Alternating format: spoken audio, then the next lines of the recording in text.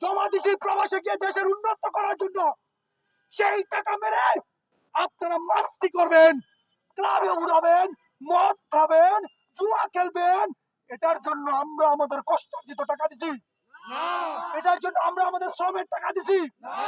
তাহলে আপনারা পুলিশে কি করতেছেন? আমরা আসামি দেখে দিলে আপনারা ধরতেছেন না কেন? তাহলে আমরা বাধ্য হব আগামী রবিবার পুলিশ হেডকোয়ার্টার অবরোধ করতে। আপনারা কয়জনের গুলি করবেন? কয়জন ছাত্রকে গুলি করে মারবেন?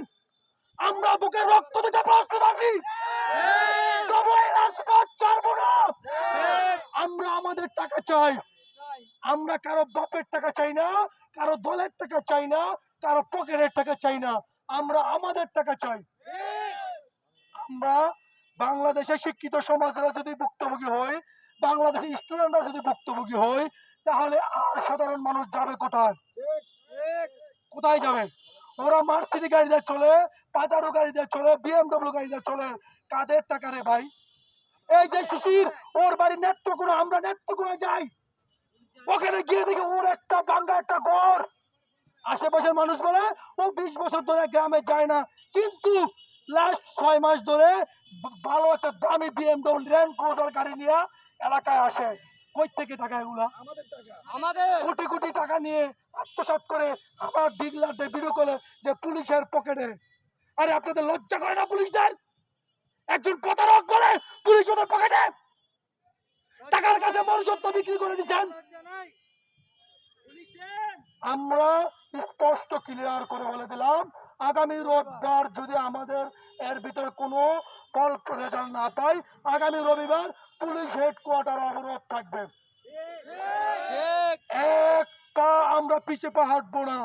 আপনারা গুলি চালান, লাঠি চার্জ করেন, যা খুশি তাই করেন, মরবো, দাবি আদায় না হওয়া পর্যন্ত রাজপথ ছাড়বো না, আপনাদের গেট ছাড়বো না। আমরা সকল ভুক্তভোগী একাত্মতা হয়ে আগামী রবিবার আমরা মরণ কামড় দেব।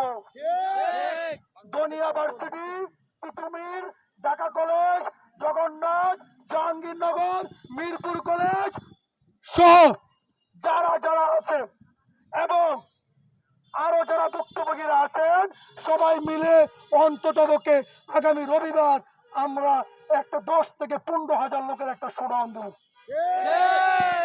এটা হবে আমাদের প্রাথমিক শোডাউন। এই শোডাউন, এই পুলিশ হেডকোয়ার্টার অবরোধের পরে যদি তারপরও কাম না হয়, সারা বাংলাদেশ বাস স্ট্যান্ড অবরোধ হবে।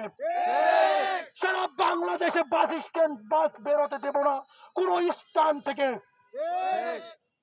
আমরা সাধারণ পেশাজীবী, শ্রমজীবী, স্টুডেন্টরা সকলে একাত্মতা ঘোষণা করে প্রয়োজন হলে ছাত্র সমন্বয়কদের কাছে আমরা যাব, ওদেরকে আমরা আমাদের দুঃখের সমস্যার কথা বলবো।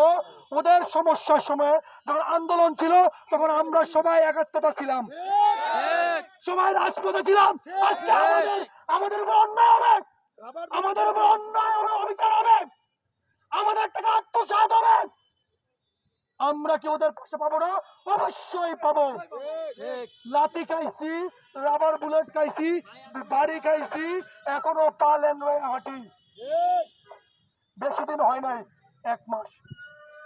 আর আমরা এই 1 মাসের ভিতরে আরো বড় ধরনের একটা আন্দোলন যদি করি, এতে ফল ভালো হবে না।